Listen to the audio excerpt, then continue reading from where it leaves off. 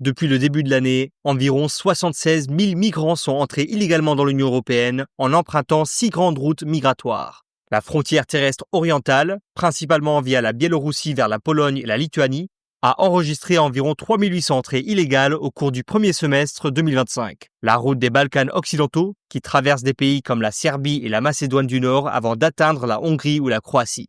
La route de la Méditerranée orientale, principalement depuis la Turquie vers la Grèce ou Chypre. La route de la Méditerranée centrale, depuis la Libye et la Tunisie vers l'Italie, Malte et parfois la Grèce. La route de la Méditerranée occidentale, du Maroc et de l'Algérie vers l'Espagne, par voie terrestre ou maritime. Et enfin, la route de l'Afrique de l'Ouest, principalement depuis la Mauritanie et le Sénégal jusqu'aux îles Canaries. Par rapport aux 6 premiers mois de l'année dernière, la plupart de ces routes ont connu une baisse nette. La migration irrégulière a diminué de 20% par rapport à la même période en 2024. Mais il y a 2 exceptions. La Méditerranée occidentale connaît une légère hausse. Mais surtout, la route de la Méditerranée centrale est en plein essor. Elle a vu passer environ 29 000 personnes cette année, soit près de 20% de plus qu'en 2024 et représente près de la moitié de toutes les entrées irrégulières dans l'UE.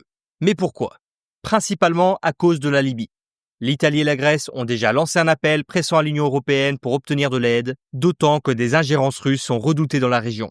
Alors, dans cette vidéo, on va analyser la situation, ce qui se passe sur le terrain, pourquoi la Libye est un point clé et si l'UE peut réellement faire quelque chose.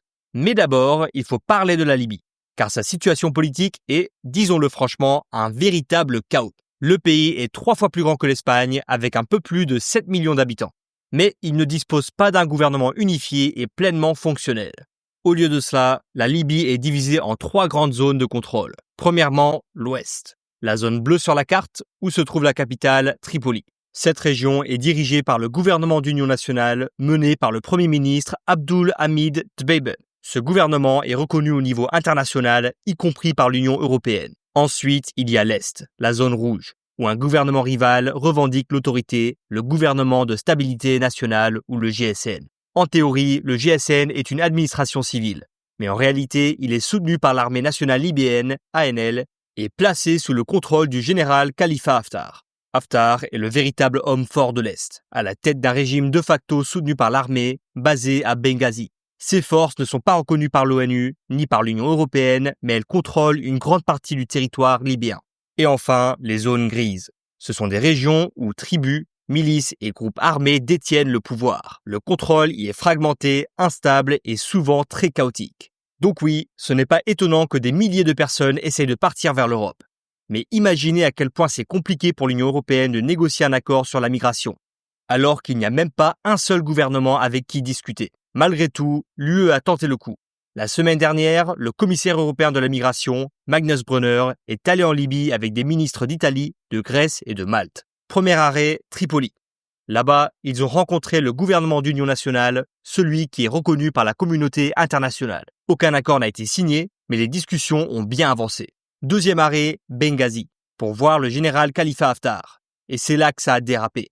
Sans prévenir, 2 ministres du gouvernement rival de l'Est, celui du GSN, sont arrivés sans invitation et sans que l'UE les reconnaisse. Le problème, c'est que ce gouvernement n'est pas reconnu par l'ONU ni l'Union européenne. Et les rencontrer aurait pu faire croire que l'UE leur donne une forme de reconnaissance officielle. Ce qui, pour beaucoup, était justement le but de Haftar. Faire des photos avec des responsables européens pour paraître légitimes. Mais les Européens ont refusé. Et Haftar, il l'a très mal pris. En colère, le général de 81 ans a déclaré la délégation persona non grata, ce qui veut dire, en gros, vous n'êtes plus les bienvenus ici. Et il les a fait expulser de la ville. Et maintenant, tout le monde se rejette la faute, pendant que le plan de l'UE pour lutter contre le trafic de migrants depuis la Libye est, une fois de plus, complètement désorganisé. Mais l'histoire se complique encore, et cette partie est cruciale. Devinez qui est proche de notre dictateur militaire Khalifa Haftar, Vladimir Poutine. Et cette relation s'est vue clairement il y a quelques mois. Lors d'un défilé militaire à Benghazi, on a vu des armes russes, des véhicules blindés, des chars, des systèmes de défense aérienne, de l'artillerie lourde, bref, tout l'arsenal. Et il ne s'agit pas seulement d'armement. La Russie négocierait aussi une base navale à Tobrouk, ce qui ouvrirait la voie à une présence militaire permanente sur le flanc sud de l'OTAN. Encore plus inquiétant, certains rapports indiquent que Moscou prévoit d'installer des missiles longue portée près de Sabha, pas très loin de l'Europe. Un diplomate européen a même lancé cet avertissement. Le rôle de la Russie en Libye ne cesse de s'étendre. Elle en fait le cœur de sa stratégie en Afrique. Mais pourquoi la Russie mise-t-elle autant sur la Libye? Parce qu'elle a perdu son influence en Syrie. Autrefois, Moscou avait des bases militaires importantes sous Bachar al-Assad, mais depuis son départ, la Russie a été poussée dehors et elle n'a plus accès à la Méditerranée. Alors maintenant, elle se tourne vers la Libye, où Khalifa Haftar lui offre un point d'appui plus stable. Et c'est là que les choses deviennent encore plus graves. Il y a déjà des signes inquiétants. Les réseaux de passeurs en Libye seraient utilisés pour servir les objectifs stratégiques de la Russie, en aidant Moscou à contourner les sanctions et même à instrumentaliser la migration. Et tant que Haftar et Poutine restent proches, il est peu probable que l'Union européenne puisse conclure un accord sérieux avec la Libye sur la question migratoire. Ce qui veut dire que la route de la Méditerranée centrale, déjà la plus fréquentée et la plus dangereuse, risque de rester grande ouverte. Et si l'influence russe continue de grandir, la situation pourrait devenir bien pire. Un peu comme ce qu'on a vu au Bélarus, quand le Kremlin avait aidé à faire passer des migrants aux frontières de l'UE pour semer le chaos. Et les chiffres parlent d'eux-mêmes. Environ 9000 personnes sont arrivées en Crète depuis la Libye depuis le début de l'année, la plupart rien que ces dernières semaines. C'est presque le double du total enregistré pour toute l'année 2024. Mais pour l'instant, ni l'Union européenne ni les États membres n'ont de véritables solutions. Et voici ce que j'en pense.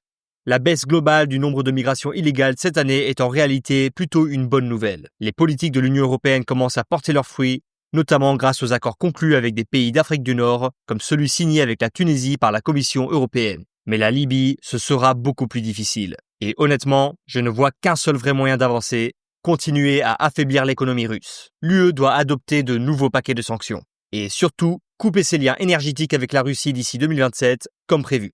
Voire plus tôt. Sérieusement, cela fait plus de 3 ans que la guerre a commencé et ça n'a toujours pas été fait. Parce que si le budget russe diminue, Poutine n'aura plus les moyens de financer des alliés locaux comme Khalifa Haftar. En tant qu'Européens, on doit comprendre que tout est lié. Faire face à la Russie, c'est aussi mieux gérer la migration.